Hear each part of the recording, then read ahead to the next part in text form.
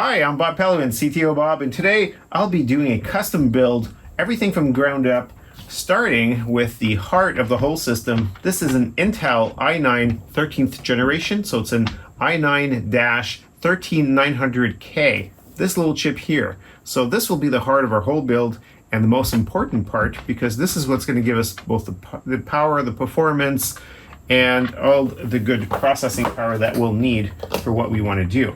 Now, in order to use a processor, we need to put it into something. So we're going to be using the Z790 Aris Master. This is a gigabit product. We've used other gigabit products in the past, and they've worked very well for us. So we're going to continue to use this brand. And it's got a bunch of features. Now, why would you want to do a custom build with newer products? Obviously, you want to get the latest and greatest of technology. What I mean by that is you're going to be using components that are faster, use less power, not only from a processing point of view, but also for things like the memory. This is DDR5. And of course, if you're using NVMe drives, M.2, you can go to PCIe 5 compatible drives. And of course, if you want to add extra cards in there for something else that you may not be on the motherboard, that's where you would also be able to use the PCIe 5 boards or cards. Today we'll actually be using a Samsung. In this case, it's an SSD. It's a 980 Pro. This is a PCIe 4. It is compatible, so you can put it in there. Now, keep in mind that you can mix and match various components. Of course, really where you want to make sure that they're compatible is if you're going to get a processor, you have to make sure the motherboard is compatible. If you wanted to save some money, for example, and you say, hey, I don't want DDR5, can I use 4? You have to make sure your motherboard is designed for DDR4, and you can get the combo of a 13th gen Intel with a motherboard that will handle DDR4 if that's what you choose.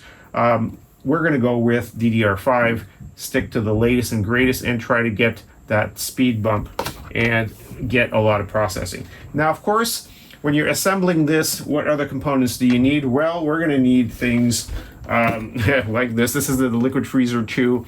And so Arctic has been used by us before. We've loved it. Never had a problem with it, and this is why we're going with this. It also gives you a radiator, and you've got cool colors on there. So why not make it look good too, right?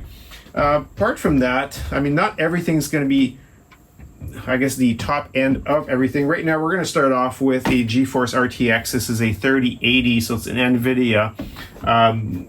It's not the latest available out there, but that's what we're going to use right now in this build, because that's what we have in stock. So it still gives us a lot of processing power for a GPU for what we're doing with it.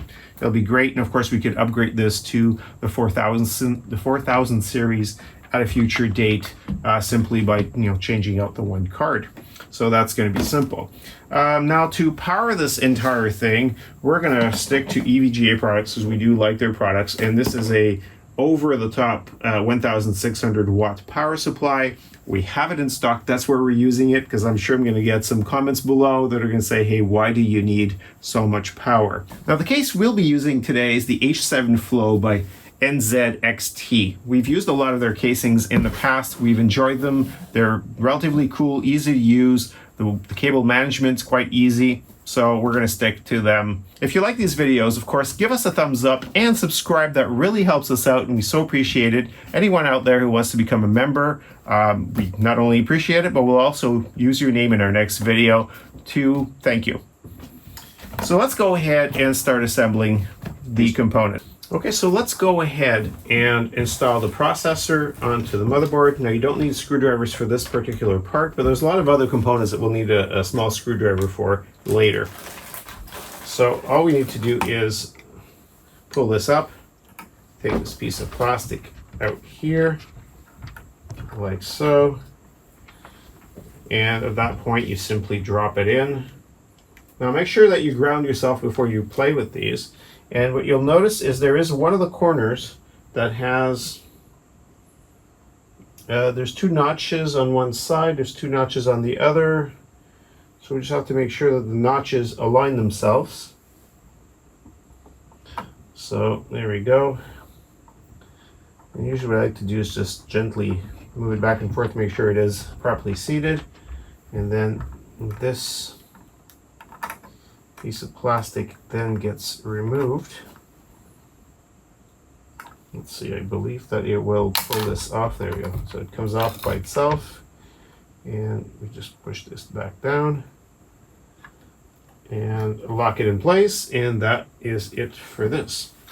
Now, what we need to do now is to place the motherboard in there, and then we'll be adding the cooling solution on top.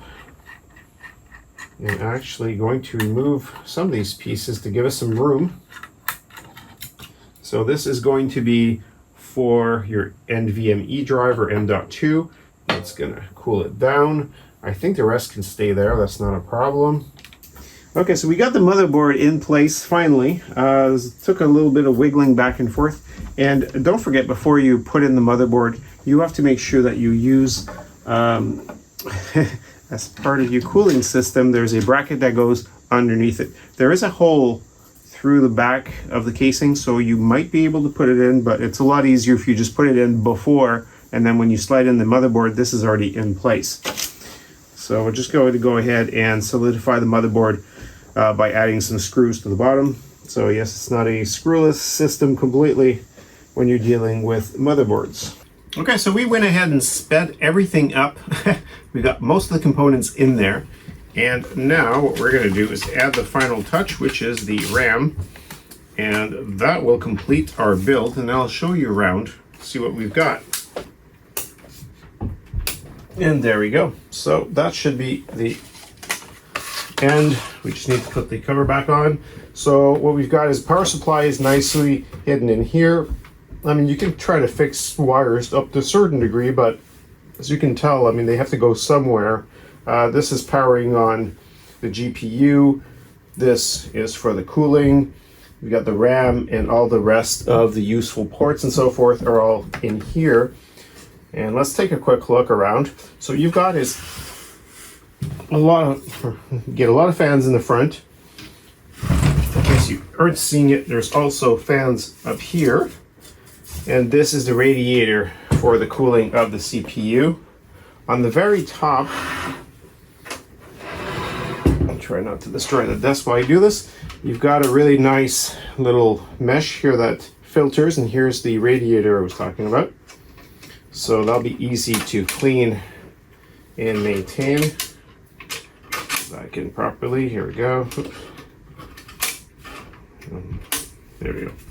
And let's take a look at the back. So again, so we have all of our components here. You've got your ports from the GPU there. And so we'll be adding the antenna here if we want to use the Wi-Fi, the PSU or the power supplies.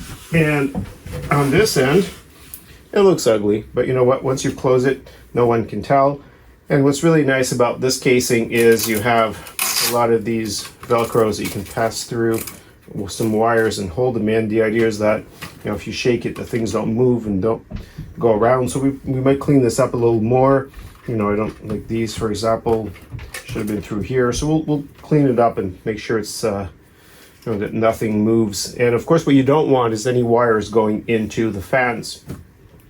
So that's the majority of it. That's it for our build.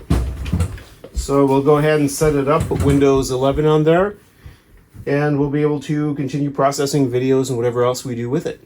So I'm Bob Pellerin, CTOBOB. I hope you've enjoyed this video. Thank you so much for joining us today. Leave some comments below. You can also go to www.ctobob.com if you want to visit us. And we'll see you in the next video.